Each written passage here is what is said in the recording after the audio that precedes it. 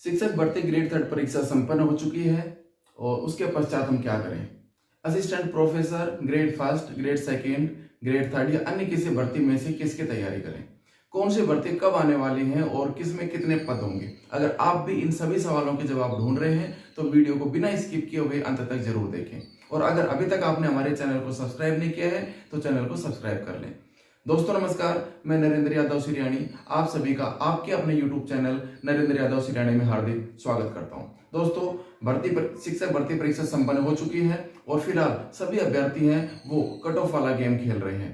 देखो, जिन अभ्यर्थियों के अच्छा स्कोर है 100+ है, 110 है, 105 है, उनके लिए ये गेम एक मनोरंजन का साधन हो सकता है। लेकिन जो साथी हैं वो बिल्कुल किनारे पे हैं, यानी कि 90 से 100 के बीच में है, उनके लिए ये गेम बड़ा खतरनाक हो सकता है। क्योंकि इस समय उनकी मानसिकता क्या है, उनकी मानसिकता यह है कि जो भी उन्हें कोई ये बताता है कि भाई आप सेफ हो, आपका स्कोर के आसपास कट ऑफ जाएगी, तो उन्हें एक मानसिक संतुष्टि मिलती है और वो यही सुनना चाहते हैं हर जगह, चाहे तो वो यूट्यूब पर या फिर किसी के पास में पर्सनल कॉल करके। दोस्तों, इस चीज से हमें बाहर निकलना है। देखो, जो होना था वो हो चुका है। अगर सिलेक्शन होगा तो बहुत अच्छी बात है, लेकिन अगर सिलेक्शन बाय चांस आपका नहीं हुआ तो ये जो आप टाइम वेस्ट कर रहे हो इस टाइम, ये इसकी भरपाई आप बिल्कुल भी नहीं कर पाओगे।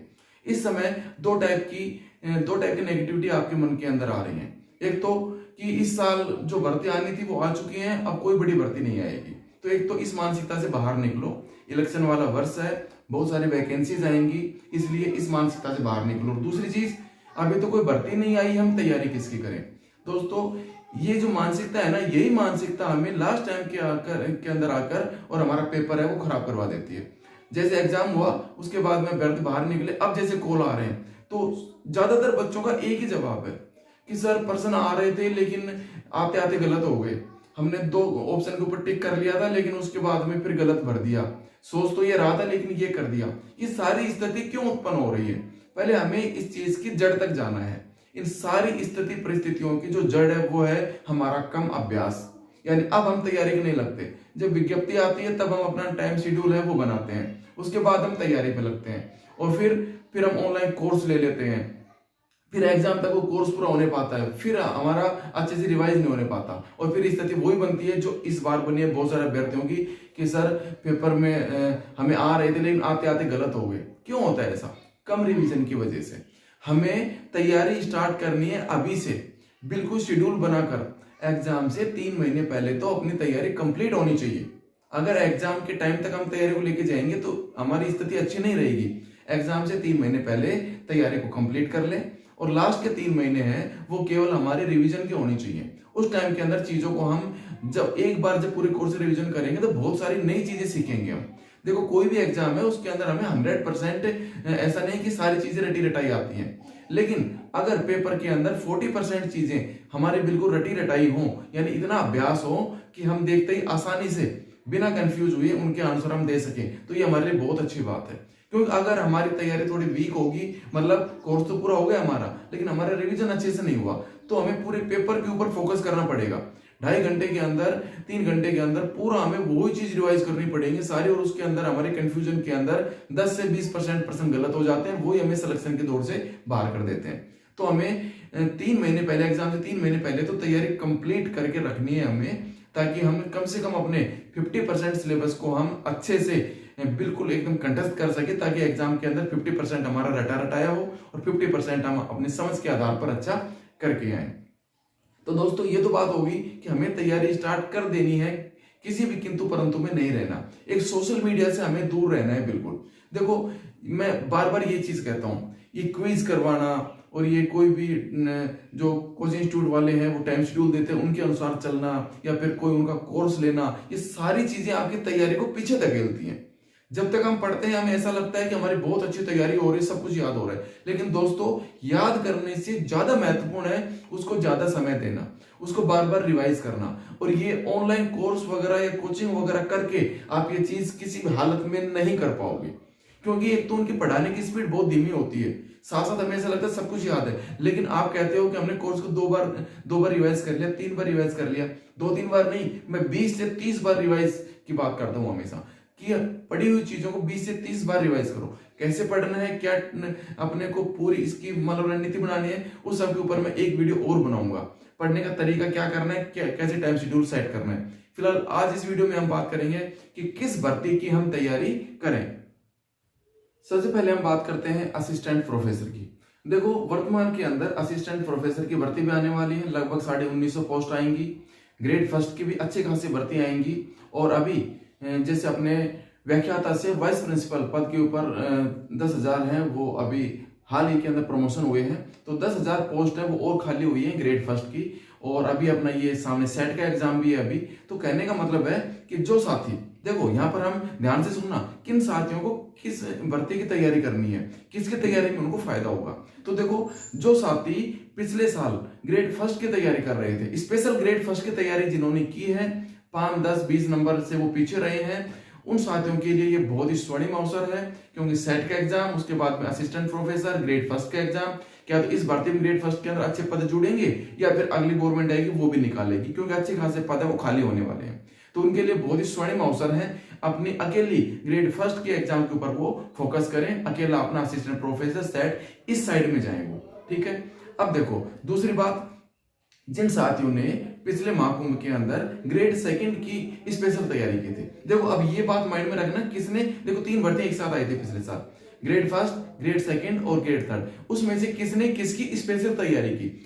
एग्जाम तो सबने दिए हैं तीनों भर्तियों के, तो जिसने सेकंड ग्रेड की तैयारी की थी और जिसने फर्स्ट ग्रेड की तैयारी नहीं की थी, उनको मैं ये सलाह देना चाहूंगा कि वो ग्रेड सेकंड की तैयारी के ऊपर अपने रुक सकते हैं, क्योंकि ग्रेड सेकंड की भर्ती भी आने वाली है। लेकिन अगर किसी साथी ने ग्रेड फर्स्ट की तैयारी की हो या नहीं की हो, वो सभी साथी ग्रेड फर्स्ट की तैयारी कर सकते हैं। मतलब मेरी बात समझ में आ रही है कि जिन साथियों ने ग्रेड फर्स्ट की तैयारी पिछली बार की थी, उनके लिए तो स्वर्णिम अवसर है ही, उनको तो तैयारी करनी चाहिए, क्योंकि असिस्टेंट प्रोफेसर का एग्जाम आने वाला, अभी सेट का एग्जाम, तो एक टाइप से अपना पूरा शेड्यूल बना रहेगा।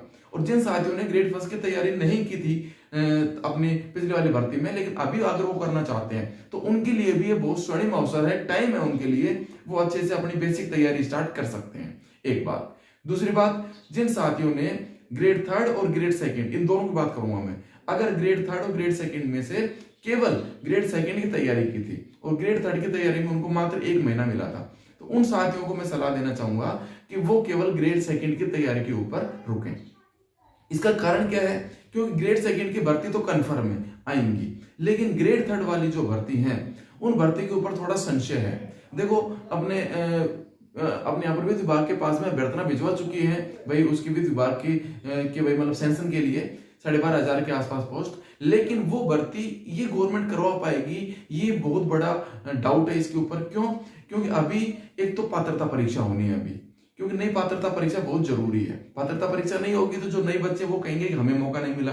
तो और अगर पात्रता परीक्षा माध्यमिक शिक्षा बोर्ड करवाएगा तो अभी बोर्ड एग्जाम चलेंगे, अभी बोर्ड एग्जाम के बाद विज्ञप्ति निकलेगी, फिर एग्जाम होंगे, फिर रिजल्ट आएगा और उसके बाद में फिर ग्रेड थर्ड की भर्ती आ सकती है। तो इन सब की वजह से गवर्नमेंट के पास इतना टाइम है नहीं, जहां तक मेरा विचार है। और अगर टाइम मिला भी तो केवल फॉर्म भरवाने तक का टाइम मिलेगा, एग्जाम मेरे हिसाब से ये गवर्नमेंट नहीं करवा पाएगी, जहां तक टाइम शेड्यूल की बात है, टाइम को देखते हुए। तो इसलिए जिन्होंने ग्रेड सेकंड की भर्ती की, जिन्होंने तैयारी की थी, उन्हें सेकंड ग्रेड की भर्ती के ऊपर ही रुकना चाहिए ग्रेड थर्ड की बजाय, ठीक है। लेकिन जिन्होंने न सेकंड ग्रेड की थी, न उन्होंने फर्स्ट ग्रेड की थी, केवल ग्रेड थर्ड के ऊपर लगे हुए थे, उनको मैं ये सलाह दूंगा कि देखो ग्रेड थर्ड के अंदर जो अपनी राजस्थान जीके है वो तो कॉमन है, राजस्थान जीके वो तो सभी के लिए काम आएगी, चाहे वो राजस्थान पुलिस हो, पटवारी हो या फिर उप निरीक्षक हो, कोई भी भर्ती हो XYZ, तो अपने राजस्थान जीके की तैयारी तो अपने को करनी ही करनी है। लेकिन साथ में मैं उनको सलाह दूंगा कि ग्रेड फर्स्ट के ऊपर उनको जाना चाहिए। लेकिन जिनकी MA वगैरह नहीं है और जिनके पास ग्रेड फर्स्ट का ऑप्शन ही नहीं है और जिन्होंने ग्रेड सेकंड की भी नहीं की, वो निश्चित रूप से एकजुट एक अपनी मानसिकता बना के और ग्रेड थर्ड की ही तैयारी करें। उनके लिए ऑप्शन है कि अभी संस्कृत डिपार्टमेंट के अंदर भी ग्रेड थर्ड की भर्ती आएंगी, और तो उनके अंदर भी वो हाथ आजमा सकते हैं। और साथ में अपनी तैयारी अभी से अगर बेस करेंगे तो एग्जाम तो देखो चाहे ये गवर्नमेंट करवाए या अगली गवर्नमेंट, ग्रेड थर्ड की भर्ती तो आनी, तो वो बेसिक तरीके से अपनी तैयारी है वो पूरी तरीके से स्टार्ट करें। और उनकी जो राजस्थान जीके वाला पोर्शन है वो दूसरी भर्तियों के अंदर भी बहुत ज्यादा काम आएगा, जैसे EORO वाली भर्ती आ रही है उसके अंदर राजस्थान जीके काम में आएगी। तो उनको मैं सलाह दूंगा कि राजस्थान जीके को कॉमन रूप से वो आगे लेके चले, किस हिसाब से शेड्यूल बनाना है, कैसे पढ़ना है, वो हम एक और वीडियो बनाएंगे, उसके अंदर बात करेंगे। तो दोस्तों अगर आप बिल्कुल इस चीज के बारे में अगर अभी तक आप कंफ्यूज थे तो बिल्कुल माइंड को क्लियर कर लो कि हमें किस चीज की तैयारी करनी है। एक सोशल मीडिया से बिल्कुल आप दूर रहो। सभी साथी अपने मन से, पूरे मनोयोग से अपनी तैयारी के अंदर जुट जाएं। आज ही शेड्यूल बना लें और होली के बाद में अपनी तैयारी को एक मूर्त रूप प्रदान करें। क्योंकि दोस्तों अगर हम सही टाइम से अगर हम अपने शेड्यूल पर लग जाते हैं तो हमारे लिए बहुत अच्छा होगा। और देखो क्या होता है कि जैसे जैसे एग्जाम पास आता है हमें लगता है कि अब हमारी तैयारी की स्पीड बहुत ज्यादा तेज हो रही है। अगर वही मानसिकता, वही जुनून हम अगर स्टार्ट से लेके चले तो हमारे लिए अच्छा होगा। और देखो बाहर से कोई मोटिवेशन नहीं मिलता है। आप ये सोचो कोई हमें मोटिवेट करे, मोटिवेशन अंदर से आता है। हमारी पारिवारिक स्थिति है, उससे बड़ा मोटिवेशन कभी कोई नहीं हो सकता।